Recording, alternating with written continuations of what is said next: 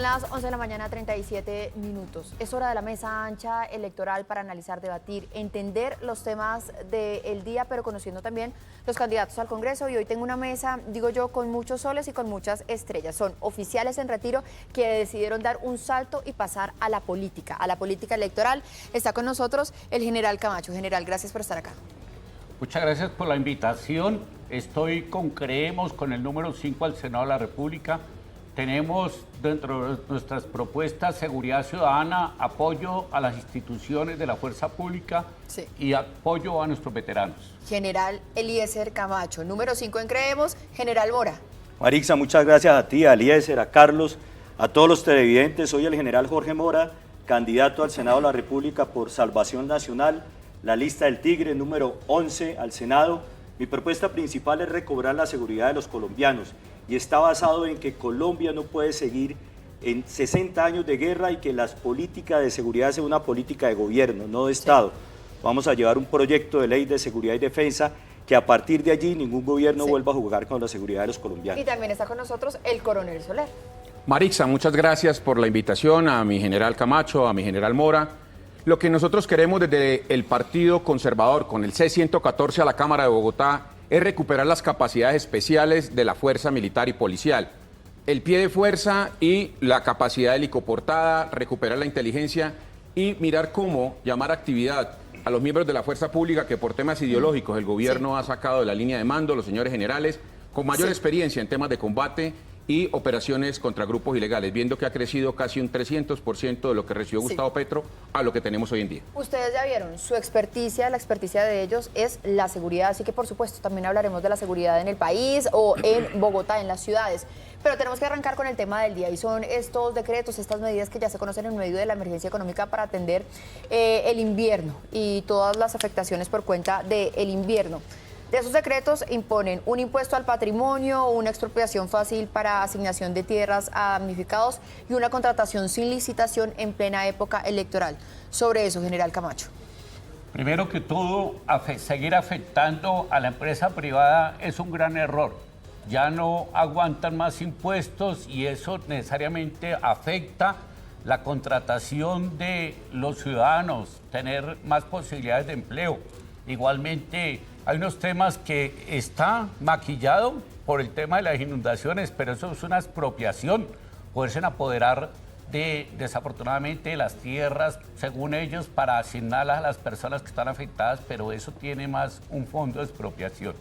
Y también a 12 días de las elecciones no puede ser que tengan contratación directa sin los requisitos de ley. Hoy estamos precisamente en un proceso electoral que no permite que se realicen estas actividades y que posiblemente estos dineros van a afectar directamente el proceso electoral. Sí, general Mora. Gracias, Marixa. Me preocupan dos cosas fundamentales. Primero, que desde ya se van a empezar a hacer recaudos y que estos recaudos seguramente van a incidir en este proceso electoral que se avecina. Segundo, que insiste y sigue este gobierno haciendo este tipo de decretos, de proyectos que son polémicos y que hacen parte de una narrativa porque seguramente la Corte Constitucional los va a tumbar. Pero finalmente es victimizarse el gobierno, el presidente Petro y sobre todo llegar a creer, a hacer creer a los colombianos que los culpables es la institucionalidad, el establecimiento y que ellos quieren hacer la reforma, los decretos para cambiar el país y que no han podido porque el establecimiento o la institucionalidad no se los permite. Es una narrativa que nos han acostumbrado en estos 4 años, pero en este caso lo preocupante es que estamos a puertas de unas elecciones y es preocupante porque desde ya pueden empezar a hacer recaudos. Coronel.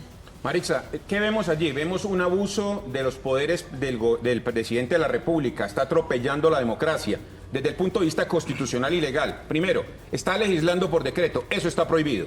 Y la Corte lo va a tumbar. Lo segundo, lo que hemos visto en el tema de tierras es la persecución permanente a quienes tienen algo de tierra con el cuento de los mega ricos y con estos decretos lo que hace es expropiación express. ¿Qué sucede? Que en la agencia de tierras, en 3 años y medio que lleva el gobierno, lo que se ha generado es una mega corrupción que ha sido destapado por los diferentes medios de comunicación que hacen su trabajo.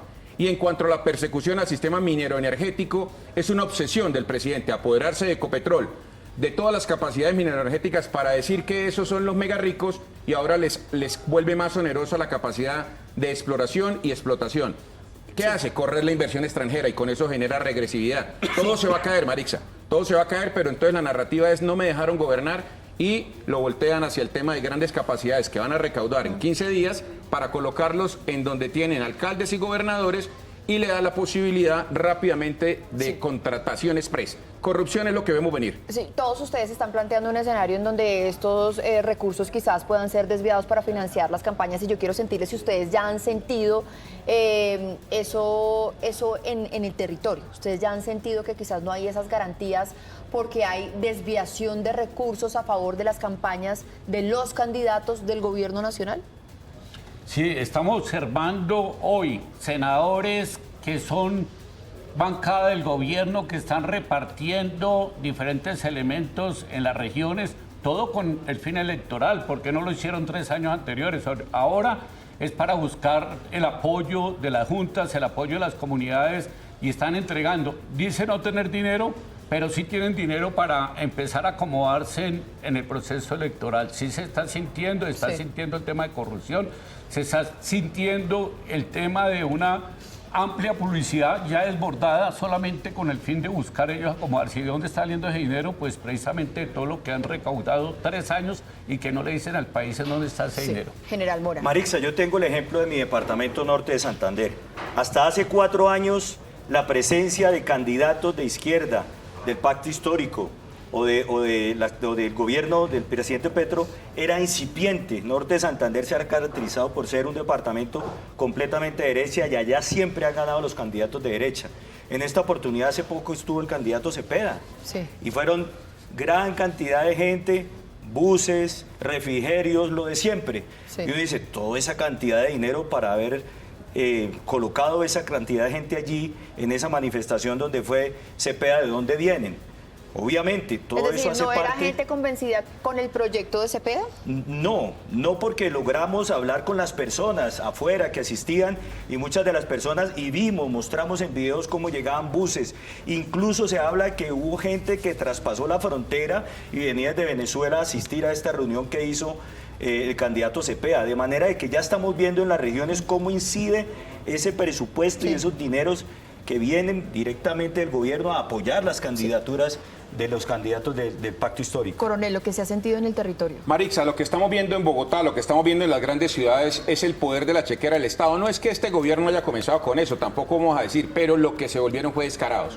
Vemos una participación política directa del presidente de la República y uno se pregunta, ¿y el procurador? ¿Y qué pasa con la Corte Suprema? Los jueces constitucionales. Y lo segundo es que la mega chequera colocada a través de senadores y representantes, donde tienen articuladores en gobernadores y alcaldes, amigos del proyecto político de Gustavo Petro, se voltean y reciben grandes cantidades de dinero en los últimos 2 años. Le coloco un ejemplo, el Comité Regional Indígena del Cauca, el CRIC, ha recibido 128.000 millones de pesos y no sabemos en qué porque nadie le hace auditoría. Entonces sí vemos buses llenos de repletos de indígenas del CRIC que se mueven del Cauca a Cali, a Buenaventura, a Bogotá y bloquean las ciudades olvidando que su territorio es el resguardo indígena que tienen allí y vienen a tirárselas de autoridad, a golpear a policías y soldados como lo hemos visto y a golpear personas de la oposición. Eso es amedrentar y es una especie de patrocinio del terrorismo express. Listo. Coronel, hablemos ahora del tema de la seguridad. Ahorita quizás uno puede tener una percepción, uno puede hacer comparaciones, pero nada es tan real a las personas que estuvieron ahí sí que en primera línea de batalla, enfrentando a los grupos al margen de la ley, enfrentando el secuestro, la extorsión, la guerra de hace 20 años.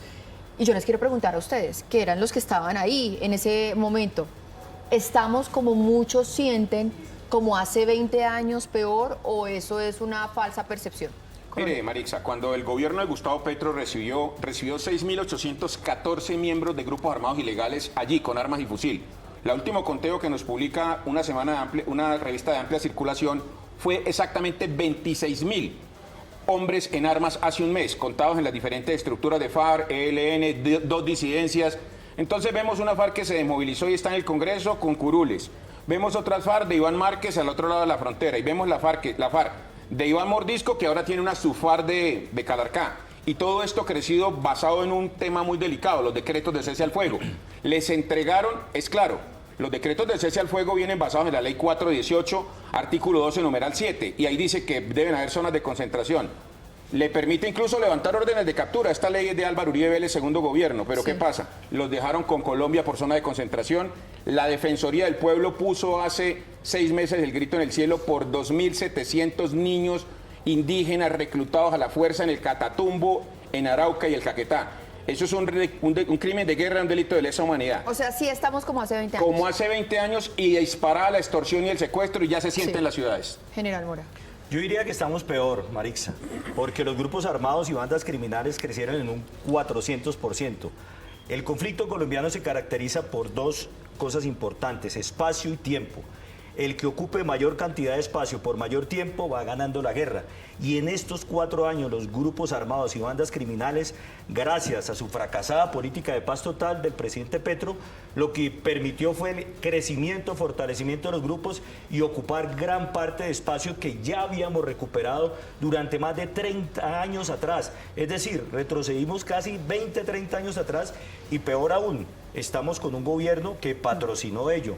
De manera de que yo creo que estamos peor aún y lo más preocupante es que estamos en un periodo electoral donde esto va a incidir ostensiblemente en el voto, sobre todo regional, en regiones críticas como norte de Santander, Cauca, Nariño, Putumayo, Chocó, áreas supremamente críticas que seguramente habrá constreñimiento y una incidencia de los grupos armados. Claro, y lo ha dicho de hecho también la Defensoría de la Misión de Observación Electoral, elecciones va a haber, pero no sabemos si serán elecciones libres o no. General, la misma pregunta. ¿Es una percepción o es la realidad? No, es una realidad, pero yo casi que no me atrevería a comparar lo de hace 30 años con ahora. Nunca habíamos tenido un gobierno que facilitara la expansión de los terroristas. Con su paz total, con otros temas que benefician a estos delincuentes, con la poca acción, con la disminución de presupuesto de militares y policías, ahí es donde estamos viendo la diferencia, porque los gobiernos, a pesar de que había debilidad antes del gobierno del doctor Uribe, pero siempre fueron institucionales y eso es lo que no estamos viendo. Hoy no hay una institución que esté atacando a los delincuentes, la expansión de los cultivos. Yo creo que cerrando el año vamos a estar por encima de los 400.000 hectáreas de hoja de coca, que eso es incontrolable. Una afectación a la fuerza pública. Lo hago por la policía, conociendo la policía. El retiro de mandos medios institucionales es supremamente delicado. Hoy los CAI, las estaciones, la vigilancia, que es donde están nuestros sargentos, nuestros intendentes, hoy están al mando de jóvenes profesionales que a veces no alcanzan a contener. Eso es una afectación grande y ellos saben que están afectando la estructura en la mitad y eso se ve reflejado en las calles, por eso está viendo hoy la inseguridad en las ciudades. Mire, ya me queda muy poco tiempo, pero creo que eso que usted acaba de mencionar, en general, que también lo tocó al principio el coronel Soler, también es muy importante para tocarlo en esta mesa ancha, porque pues ustedes conocen la estructura de las Fuerzas Armadas, de las Fuerzas Militares, de la Policía. Y muchos dicen, están en una purga y están, digamos, vía ese camino debilitando las fuerzas. ¿Eso es así o no, coronel? La verdad sí están debilitando las fuerzas porque ¿qué debilitaron? Debilitaron los oficiales más capacitados en el tema del combate, guerra urbana y guerra de guerrillas. Cuando usted ve que desbaratan los sistemas, el primer sistema que desbarataron, todo el sistema de inteligencia, generales y coroneles de policía y fuerzas militares, que estaban haciendo curso para ascenso a brigadier general, y los que estaban escogidos y aprobados por el Congreso, escuchen lo que estoy contando, y los dos que estaban en las fuerzas que habían trabajado y eran contundentes, los desaparecieron. Los coroneles fueron amedrentados y fueron colocadas personas que no manejan el proceso de inteligencia, el ciclo de inteligencia. Cuando uno trabaja en estos temas de inteligencia entiende que se crea desde teniente, capitán, mayor, coronel y general, con americanos, británicos, israelíes que le comparten a usted su información porque creen en usted. Pero cuando saca toda y colocan gente que no conoce, se frena eso. Claro. ¿Qué mal frenaron? Los helicópteros los dejaron en tierra, la mitad de los Black Hawk están en tierra y todos los MI-17 rodados de a lo de corrupción se fueron allí. Gravesísimo. Y la moral de la fuerza pública está bastante golpeada. General. Marixa, por supuesto que sí, la fuerza pública fue diezmada, debilitada, pero que hay que entrar a mirar la raíz de por qué es estructuralmente. Colombia lleva más de 60 años de guerra contra el terrorismo y la violencia.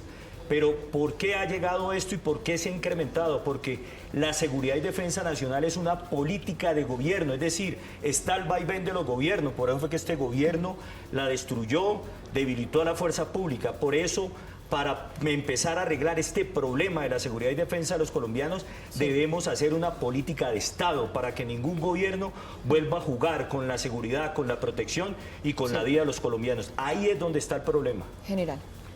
Yo veo muy grave lo que ha hecho el gobierno con la inteligencia, tanto militar como policial.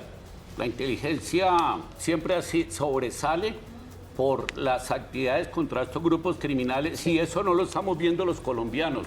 Estamos observando que no hay tema anticipativo, el derribamiento de ese helicóptero, la toma de estaciones que no lo veíamos hace 30 años, la disminución del personal y la disminución del presupuesto. Claro, prácticamente no está funcionando la inteligencia. Eso no hay. Hoy la tiene el M-19 en la Dirección Nacional de Inteligencia y no la tiene la policía como debe ser. Una cosa final, porque muchos, digamos que están también, que son voceros del gobierno, dicen algo que me parece que es muy razonable. Dice, nosotros somos el gobierno que le mejoró las condiciones salariales y las condiciones en general a la base, a la fuerza, a los policías, a los militares.